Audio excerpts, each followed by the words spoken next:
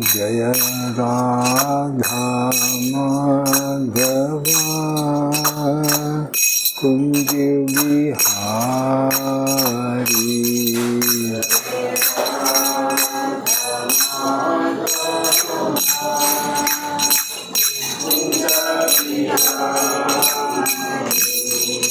Jaya Radha Madhava Kunj Bihari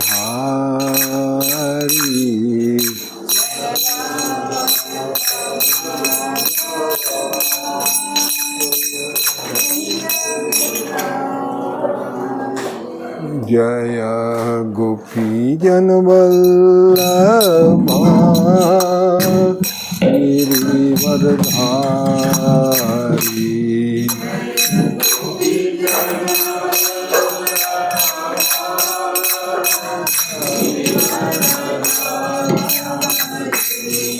Jaya Gopi Janvallabha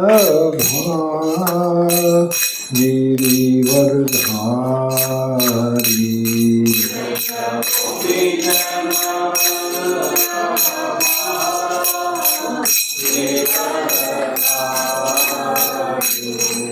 Yashodhanandana Adganarandana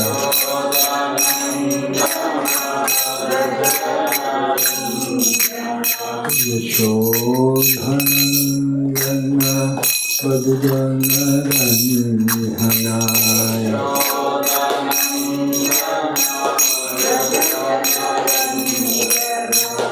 Jamuna Tira Vanachari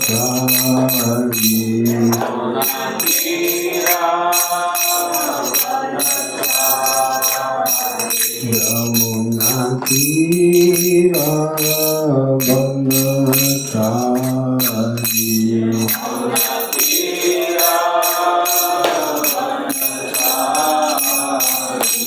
Jaya Radha Madhava Kunj Bihari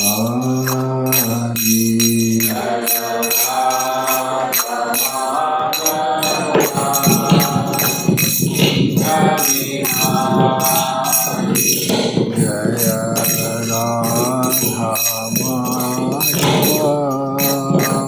Kunj Bihari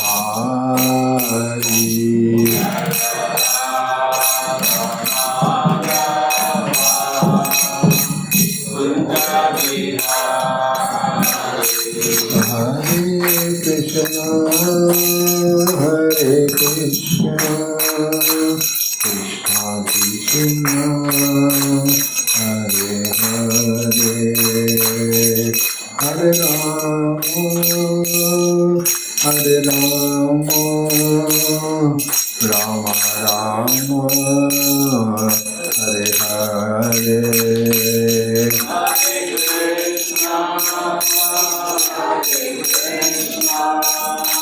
Krishna Krishna, Hare Hare, Hare Rama, Hare Rama, Rama Rama, Hare Hare. Hare Krishna, Hare Krishna, Krishna Krishna, Hare Hare, Hare Rama, Hare Rama, Rama Rama, Hare Hare.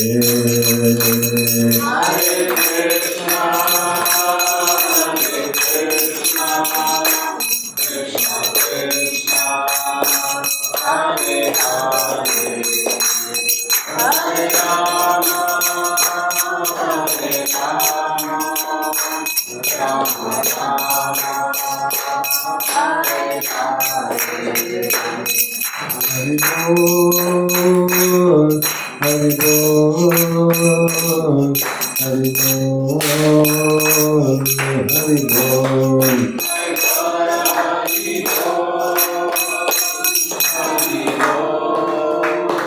Hari Bol.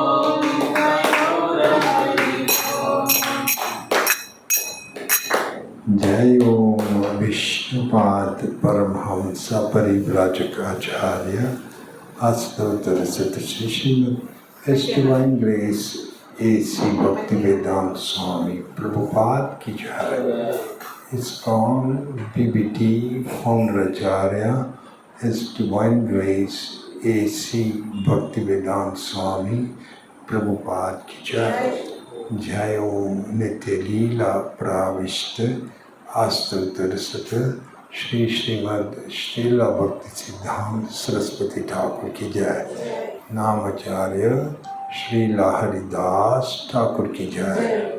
प्रेम से कहो श्री कृष्ण चैतन्य प्रभु नित्यानंदा श्री अद्वैता गदाधर शिवासदि गौर भक्तवृंद की जय। श्री श्री राधा कृष्ण गोपी गोपीनाथ श्याम कुंड राधा कुंड गिरि गोवर्धन की जय। गंगा माई की जय, जमुना माई की जय, श्रीमती तुलसी महारानी की जय, वृंदे देवी की जय, ग्रंथराज श्रीमद् भागवतम की, इस्कॉन गुरुवायूर की जय, इस्कॉन गुरुवायूर की जय। All glories to the assembled devotees, all glories to the assembled devotees, all glories to the assembled devotees, all glories to Shri Guru and Shri Guranga, all glories to Srila Prabhupada, Srila Prabhupada ki jai. Haribol, she is giving garland. Take it. Hare Krishna. Honey? Okay.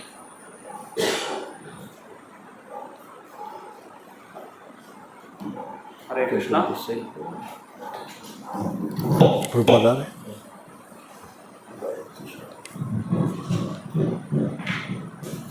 Hare Krishna. Today we have a wonderful guest. His name is Mahanand Dasa. He is Prabhupada disciple. And just I will give a brief introduction to this audience. Mahanand Das joined ISKCON in Buddy Place, London around July 1972. After meeting Srila Prabhupada, he was then initiated by Srila Prabhupada. Various services rendered include President ISKCON Hyderabad 1982 to 1992, President ISKCON Vrindavan 1995 to 2002, and co-president Vrindavan from 2000 to 2004. Presently, he is Zonal Secretary for many states of North India. He is a member of the ISKCON India Bureau, ISKCON India Advisory Committee, and former chairman of the North India Divisional Council. Mahanand Dasa is currently directing the construction of a beautiful temple in Indore, Madhya Pradesh, and is currently based there. He is fluent in English and Hindi and holds a Bachelor of Engineering degree from University of Liverpool, UK. He has passed Bhakti Vaibhav from the VIH. All glories to Dr. Mahanand Das Prabhu ki. Would you like me to English or Hindi? English? English? Okay.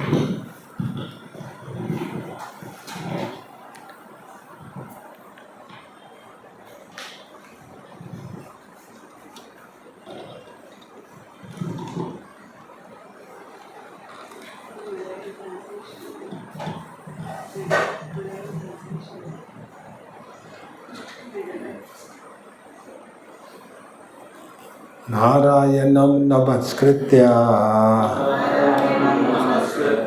naram chaiva narottamam devim saraswatim vyasam tato jayam udhiriye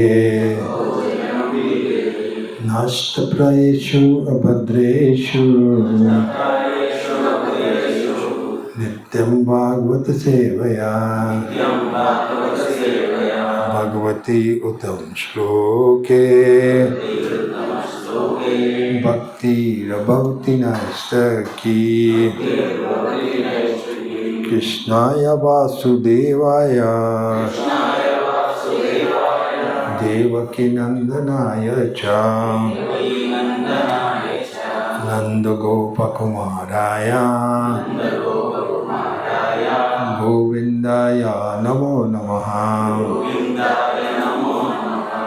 Thank Thank you very much, Radha Kant Prabhu and Jai Mukunda Prabhu and all the devotees, Matajis.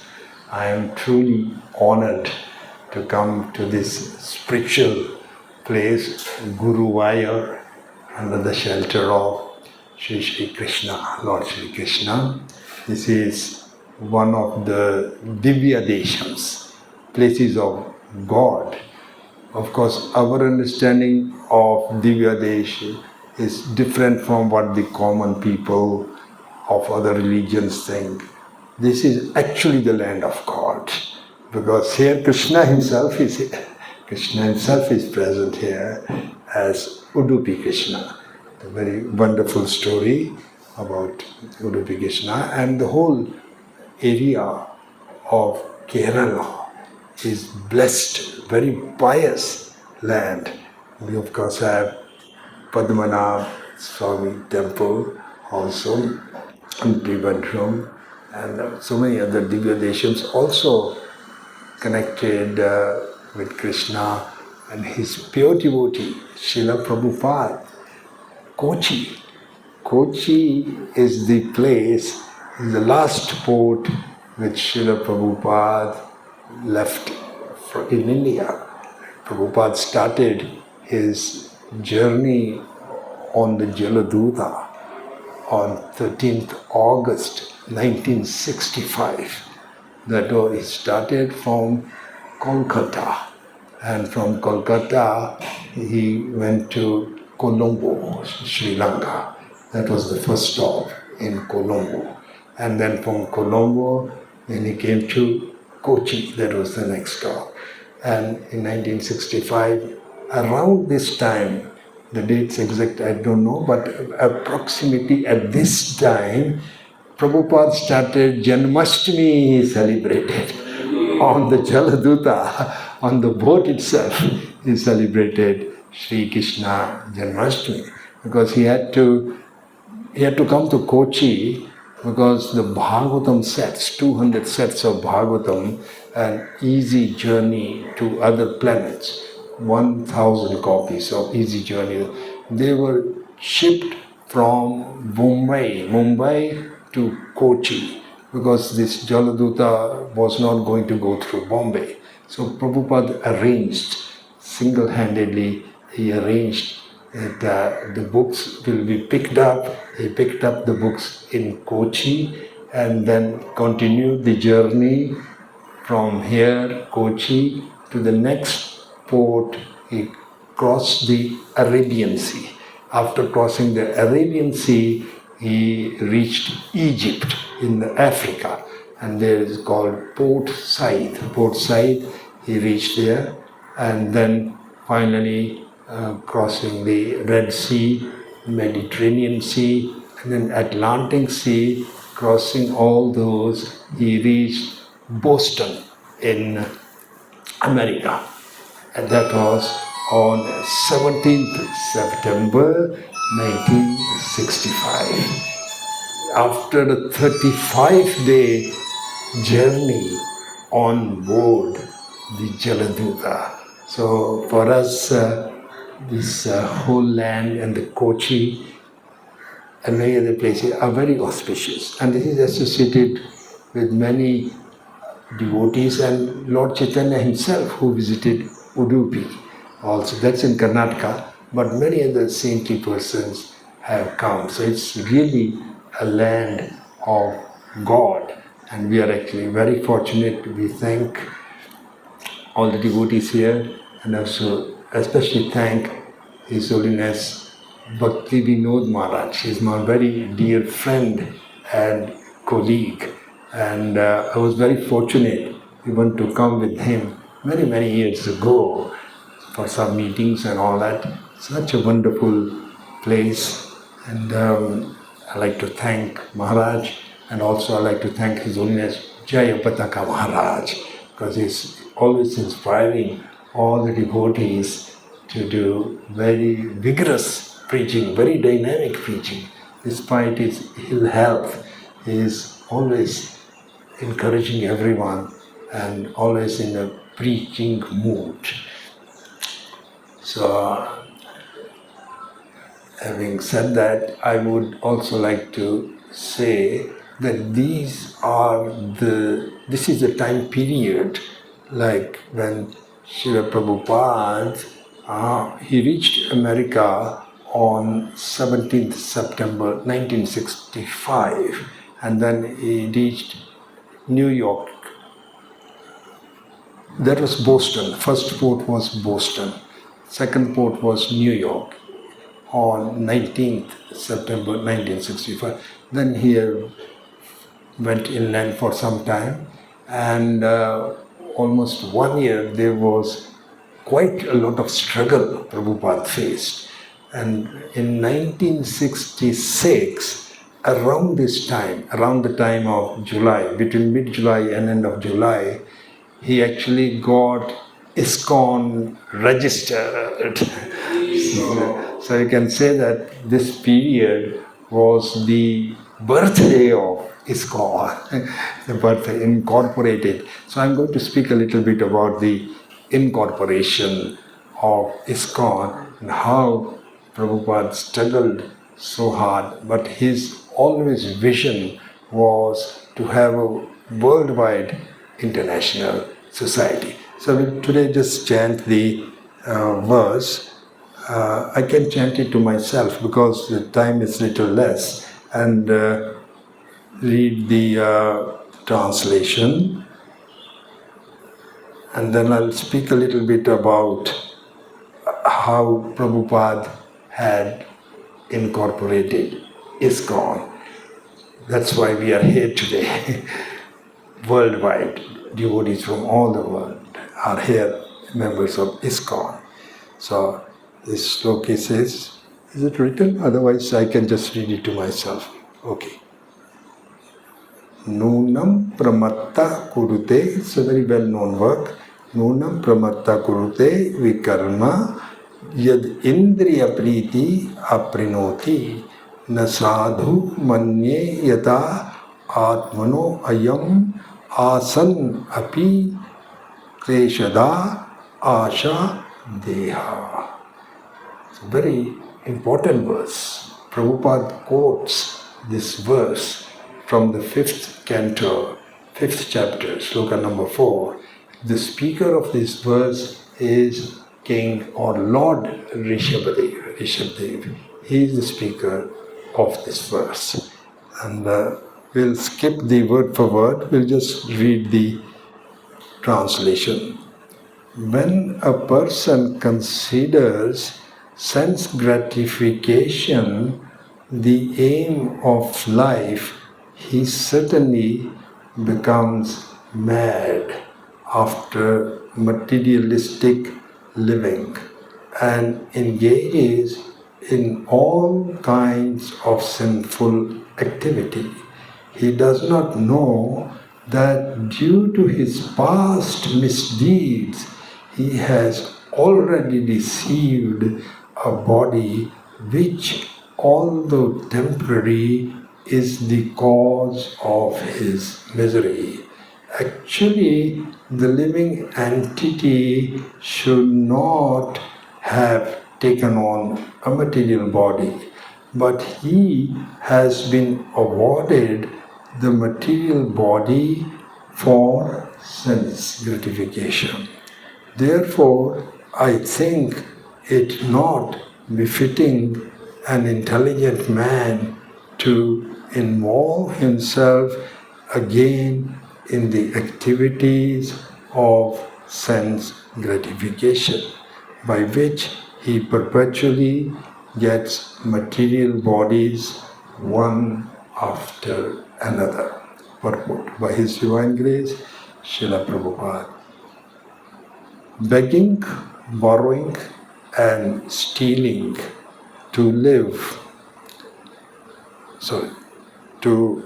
for sense gratification is condemned in this verse, because such consciousness leads one to a dark, hellish condition. The 4 sinful activities are illicit sex, meat eating, intoxication, and gambling. These are the means by which one gets another material body that is full of miseries. In the Vedas it is said, Asango hi ayam purusha. The living entity is not really connected with the material world, but due to his tendency to enjoy the material senses, he is put into the material condition. One should perfect his life by associating with devotees. One should perfect his life by associating with devotees, Prabhupada says. This is the only way to get perfection, to associate with the sadhu sangha, sarva shastra koye. Lava matra sadhu sangha, sarva siddhi hoye. He should not become further implicated in the material body. So once you can repeat this verse after me, then we'll speak about this. Please repeat. When a person considers sense gratification the aim of life, he certainly becomes mad after materialistic living and engages in all kinds of sinful activity. He does not know that due to his past misdeeds, he has already received a body which, although temporary, is the cause of his misery.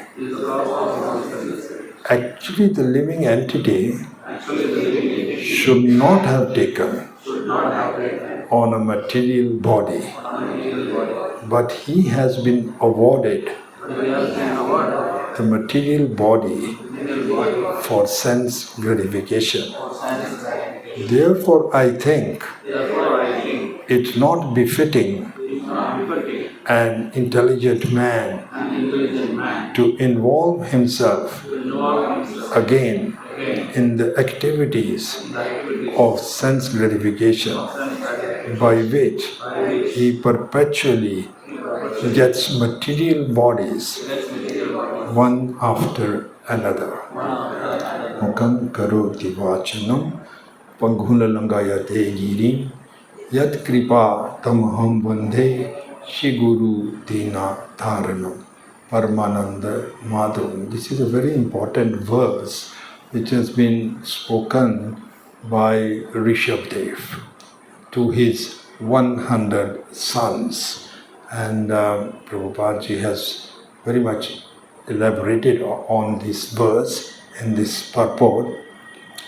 Rishabdev is saying that when one gets attracted to sense enjoyment, then he becomes mad after enjoying.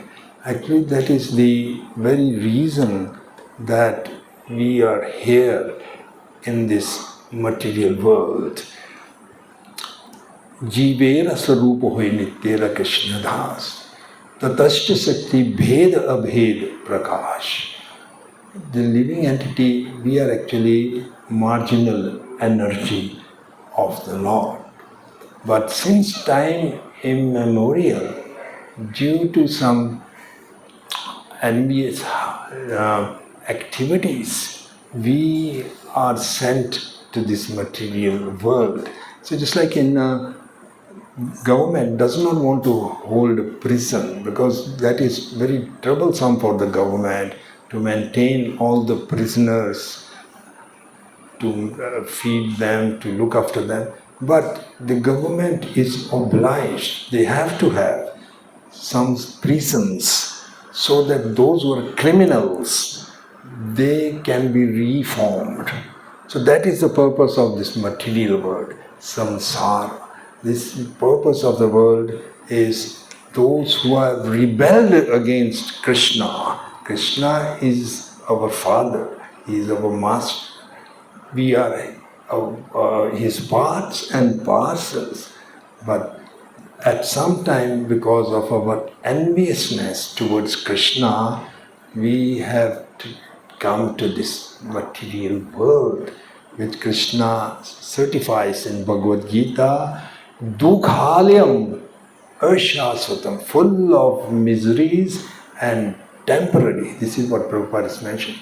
All temporary. This body is a product of our previous karmas. What you are now is a product of our previous karmas, activities. And it is a very bad bargain. There is a saying in English, you might have heard this saying, the material world is a bad bargain. It's a very bad bargain. It's proper mentioned. We should not have come here. It is a very bad bargain. But somehow we have come here, and now the intelligent person, to make the best use of a bad bargain, we have somehow got this bad bargain. What is the bad bargain? To have this material body. We are actually spiritual by name. Later in the purport, Prabhupada says, we have nothing to do with this material world. But now that we are in this material world, now we have to make the best use of a bad bargain. It's like in the prison house, so many prisoners are there. The government is forced. They have to keep the prisons so that the criminals can be reformed. Anyone who is in this material world is a criminal. We have revolted against Krishna. We have become enemies of Krishna. So that's why we are in this whole, its total material world is like a prison. And the superintendent of this prison, who can tell who is the superintendent of the prison? Anyone would like to tell? Durga, correct. Durga, she is keeping us here. But once we surrender to Krishna by bhakti yoga, just like when the prisoners are good in a prison, then they are let out after serving some sentence. So after we serve our sentence, since time immemorial, once we practice bhakti yoga, then we can be released. It's like a world is like, during the time of this corona, we were saying this, lockdown. Everyone was talking about lockdown. We could not go here. Everyone was in a lockdown. But that lockdown is a very small lockdown. That is only in certain circumstances. The real lockdown is this material world itself is a lockdown. And how to get out of that lockdown, that, as Prabhupada mentions today, purport is through the mercy of devotees. Unless one takes shelter of pure devotees of the Lord, there is no possibility of getting out of this material world. And it is this compassion of Srila Prabhupada at the age of 70. Prabhupada was 70. He left Vrindavan. He was very comfortable. Everything was nice. He was doing his good association in Vrindavan. But he left on the orders of his Guru Maharaj because he had compassion in his heart. His heart was full of compassion to save all those people who are engaged in sinful activities. And people are in Kali Yuga, day by day they are increasing in sinful activities. And Prabhupada mentions these 4 activities which are very sinful, that is meat eating, illicit sex, gambling, and intoxication. So practically everyone in this material world, apart from the devotees, are engaged in these sinful activities. And these activities, because religion is standing on 4 legs, dharma, 4 legs, is standing on 4 legs. That is tapasya, cleanliness, mercifulness, and austerity. These are the 4 pillars on which dharma is standing. In Kali Yuga, 3 of these pillars have been broken by sinful activities. Now, meat eating destroys this pillar or quality of mercifulness.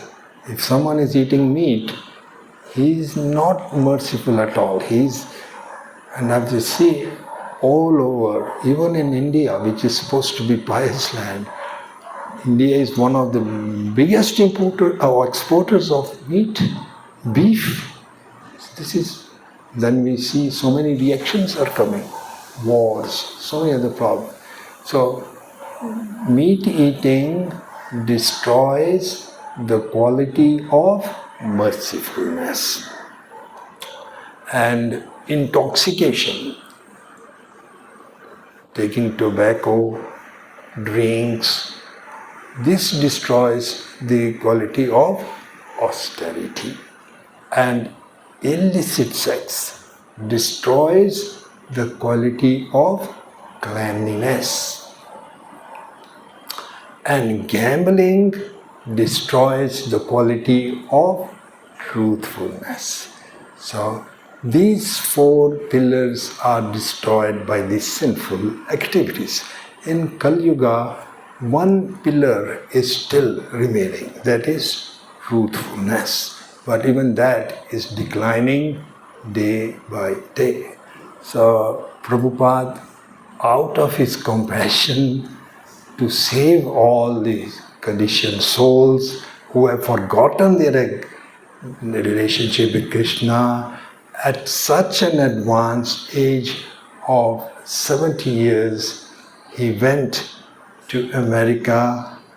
His mission was to broadcast the message of Chaitanya Mahaprabhu all over the world. And he was very successful in that. So I will just speak a little bit about the incorporation of ISKCON, because around this time, in the year 1966, Prabhupada was alone in America.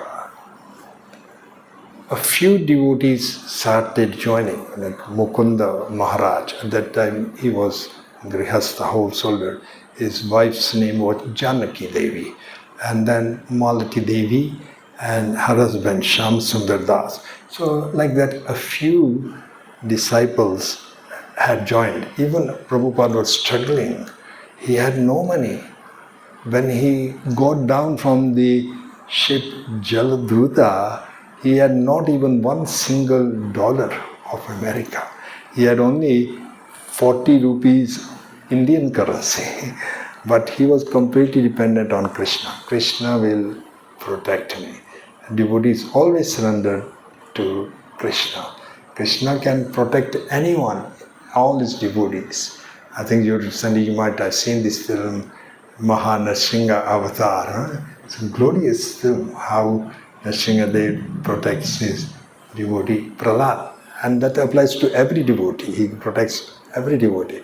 So, Prabhupada asked this Captain Pandey of the Jaladhuta to take 1 set of Bhagavatams. At that time, he had only 3 volumes of Srimad Bhagavatam, which he had personally printed and packed, printed in Mumbai, and sent to Kochi. And then he personally saw to the loading of these books, 200 sets. And he asked 1 set, he took to Captain Pandey, please take this. I don't have any money, not even $1 to get down. Please, you take this. And he was a very nice man, Captain Pandey. So he took, okay, how much? He told, actually we were recently, the place where Prabhupada arranged for the printing is in Delhi. Next time you visit Delhi, please visit this place. This is the place Prabhupada translated and arranged for the printing of the Bhagavad. It's called Chipivada. It's in Old Delhi, Chipivada. We were there just a few days ago and we were informed how Prabhupada took so much austerity. He would not take breakfast to save money that he could print back to Godhead. And sometimes he would not even take a rickshaw to carry the paper to the press was Radha press. He was taking the paper, either carrying it or even on his head to save the money so he could print his books.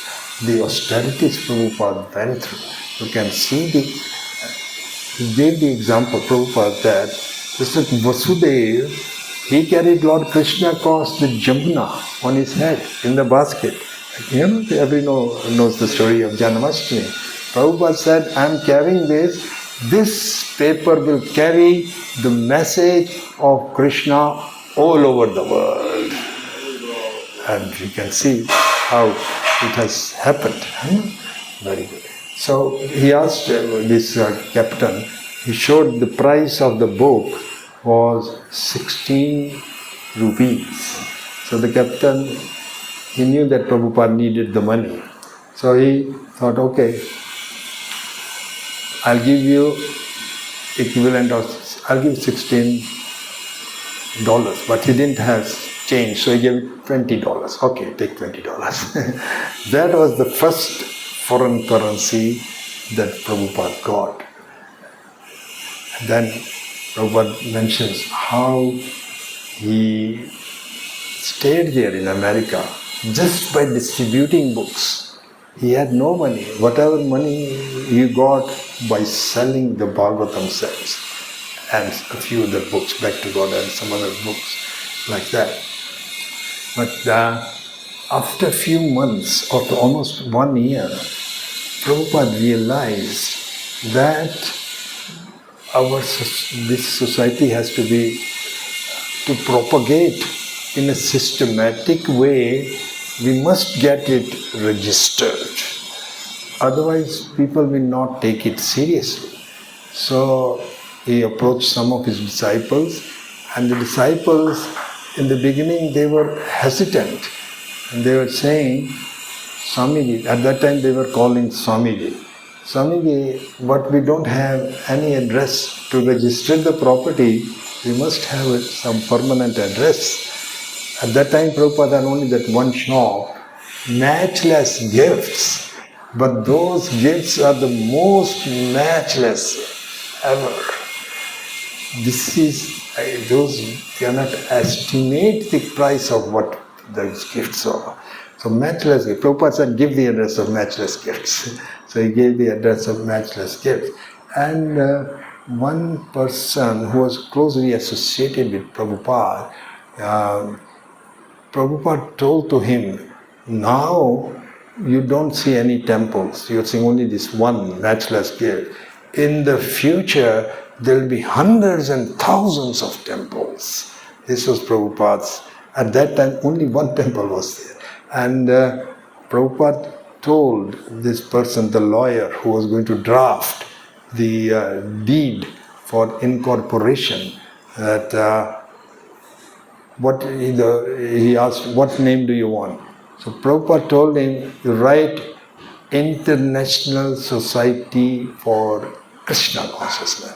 So that person said, but why don't you say God Consciousness, International Society for God Consciousness?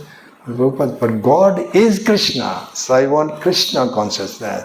And he said, that person said, you are saying International Society, but you are having only one center in America. How you are saying it?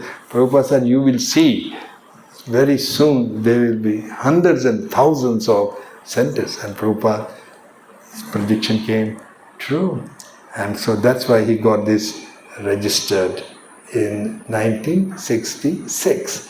Towards the end of July, we are approaching the end of July, The dates are a little bit here and there. According to Vedic calendar, it's a little different.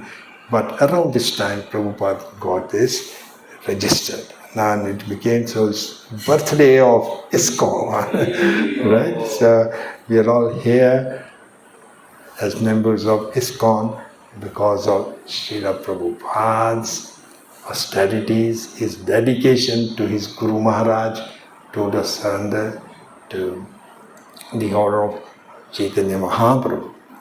I'll give you a little bit of background of how this movement later on was progressing. I'm not speaking in chronological order, but just to address some of the key points. Now, in 1975, when the devotees came back, when Prabhupada came back, they were living with Prabhupada. So Prabhupada was in Vrindavan. So some devotees, they went to one astrologer in Sarupganj. So some of you who have been to Mayapur may know that Sarupganj is near where the Sangam of Ganga Ji and Saraswati. Jalangi is there. So one astrologer, very famous astrologer. So they just showed this astrologer a picture of Prabhupada. And they just wanted to know, please tell us. This astrologer did not know Prabhupada. He had never met Prabhupada. So, but just by looking at the photo of Prabhupada, he said, this personality will build a house which will accommodate the whole world. See, so that's why this biography of Prabhupada by Satsarup Maharaj, it says, he built a house in which the whole world can live. And Prabhupada did that. Here we see a house where the whole world, people of all nationalities, are living together. Outside, Ukrainians are fighting with Russians. In our ISKCON temples, they are eating prasad together. They are dancing together. They are worshipping together. Because we are not on the bodily platform. Pakistanis, Indians mixing together. Muslims joining ISKCON.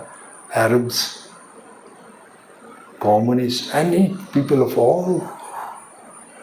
Because we are not on bodily platform. We know Jivera Sarup Hoye Nitya Krishna Das. We try to help everyone. This is the quality of a devotee. Three things Chaitanya Mahaprabhu has instructed. Jivadaya, be merciful to all living entities. Namaruchi, take pleasure in chanting the holy names, and Vaishnava Seva. These three things we make advancement in Krishna consciousness. So, and apart from that, this another astrologer actually, he told that Prabhupada is not an ordinary person. He is the greatest spiritual personality on the planet. And he said that the books that Prabhupada is writing is not ordinary books. These, the ink in the pen, Prabhupada's pen, ink is Agni, is fire. That will burn to ashes all the tamas, all the ignorance of this world. And Prabhupada's books are very potent. Prabhupada was asked one question, what is the reason, what is the secret of your success? You can see within short time, all the first year, Prabhupada struggled like anything. No place to stay sometimes. But Prabhupada, he followed his Guru Maharaj instruction.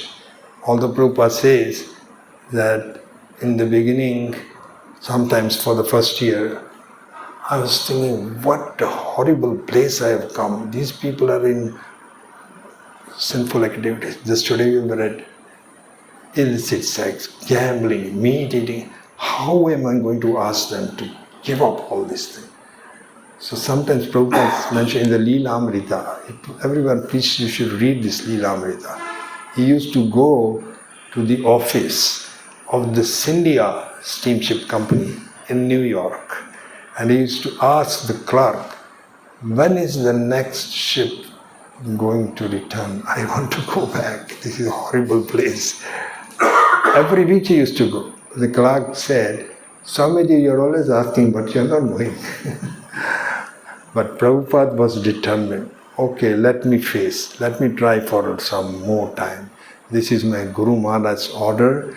I must fulfill it. And Prabhupada, he had this realization that the most powerful energy in this Shakti, in this world, is the spiritual master's mercy. There is no mercy that can exceed that. Yasya prasadat bhagavat prasado yasya aprasadanana gati kutopi dvayam samyasasya sandhyam vande guru shri charanaravinda. So he said, he was realizing also, experiencing that now people were actually joining. When a spiritual master gives you an instruction, along with that instruction, he also gives the energy or the ability to fulfill that instruction, provided you are sincere. He empowers you, but you have to be very sincere. So then Prabhupada was asked this question by a reporter that, what is the reason for your success? And Prabhupada said there are two reasons. First reason is that I printed Bhagavad Gita as it is. I did not deviate. That was one reason. That was the first reason. Second reason, Prabhupada says, I always remained surrendered to my Guru Maharaj. That is there. When you surrender to the Guru Maharaj, then the Guru Maharaj will give you Shakti. You have to remain always loyal and surrendered to your Guru Maharaj. And I will just end shortly because we want to go for darshan and a couple of other places also. And I also would like to know the story of Guruvayur. I came here alone many years ago. I would like to refresh my mind about Guruvayur. So I'll finish by just telling one last pastime of Srila Prabhupada. And Prabhupada, and to me, this sentence of Prabhupada, coming home his own lotus mouth, and this is on video also. Sometimes you can hear that, you can download this. It's on video. When a reporter asked to Prabhupada, okay, your now movement is going on, but what will happen when you die? That was the question the reporter is asking to Prabhupada in America. What will happen when you die? And Prabhupada's answer is like Sanjeevani. You know what is Sanjeevani? Life-giving talks, life-giving medicine, like Sanjeevani. Prabhupada's answer, I'll repeat the question. Question is, what will happen when you die? This man is asking to Prabhupada. Prabhupada is replying, I will never die. I will always live in my books. You can see that. We'll give you the link. Please see that in the video. From his own divine mouth, Prabhupada said, I will never die. I will always live in my books. So please, you should read this Prabhupada's books, study this book carefully. Distributing is very important, of course. we distribute the books, but we should also know what is inside these books. We should study the books. Make a regular habit to study these books. By reading these books, Prabhupada said, you can know me by reading these books. Just like in the Nectar of Devotion, Prabhupada in the introduction says, by reading Nectar of Devotion, you are associating with whom? Can anyone tell? Rupa Goswami. Rupa Goswami. You are associating with Rupa Goswami because he is the author. Similarly, by reading these books of Prabhupada, you will be associating with Prabhupada. And one time he told in Mumbai to one devotee in the guest house in Mumbai, some life members were sitting. Prabhupada was preaching to the life members. Then when the life members left, Prabhupada asked this devotee, his name is Bhagavad Das. This is also recorded. Bhagavad Das, my god brother. Prabhupada asked to this Bhagavad Das, did you understand what I was preaching to the guests? Bhagavad said, sorry Prabhupada, I did not know, I don't know these verses. But Prabhupada said, Bhagavad, I know you are doing very valuable service, you are doing management, you are doing fundraising, many other services.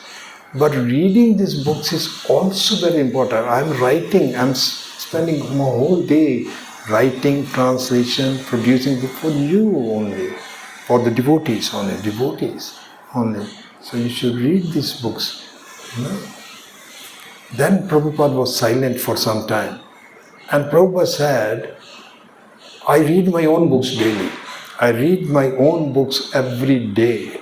And every time I read the books, I find something new in that. And then Prabhupada revealed the most secret of all secrets. Prabhupada said, because these books are not written by me. Every morning Krishna comes, he dictates, and I have just given the written form to these books. I have just given the written form to this. So please make this a habit, read these books. Distribution is also important, but we must also read these books thoroughly. Then our intelligence will be stronger. We will be stronger in our Krishna consciousness. So I will end here. Thank you very much. And I would like to sometime hear the pastimes of Guruvayur, the importance of Guruvayur temple from all of you. Again, I like to thank you on behalf of my family, Paramahamsa Devi and Lakshman Das. He has come from Qatar.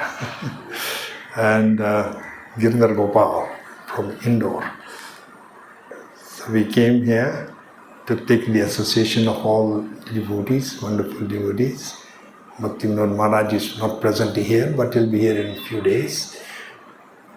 We thank him very much for these wonderful projects that he's doing throughout Kerala and other places. And this place is especially dear to us, Kochi.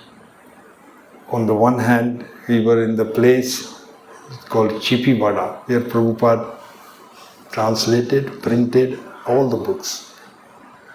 Went personally to the Radha press, carrying the paper himself, not even using rickshaw to go there, to save money, skipped his meals. When you see that in Chipivada, everyone is moved to tears, how much he... And then the same books, he brought them to Kochi. From Kochi, that was the last stop to America. Srila Prabhupada ki jai. ISKCON Incorporation ki jai. Hare Krishna. Thank you, all of you. Hare Krishna.